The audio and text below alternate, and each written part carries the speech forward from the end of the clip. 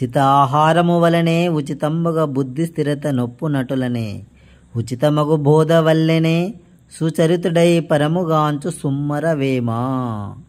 ఈ పద్యం యొక్క వివరణ: ఉత్తమమైన ధర్మబద్ధమైన ఆహారం వలన వెంటనే బుద్ధి కుశలత, బుద్ధి స్థిరత్వము కలుగుతుందో, అలాగే ఉచితమును బోధ అంటే ఉత్తమోత్తమైన ఆత్మజ్ఞాన బోధ వలన మనలో ఉన్న అజ్ఞాన పొరలు తొలగి మలినమైన ఆలోచన విధానము మారి సక్రమమైన జీవన శైలితో నిష్కాముడిగా ఉన్నప్పుడు పరమును అంటే దైవాన్ని దర్శిస్తాము అని వేమన గారు చెబుతున్నారు.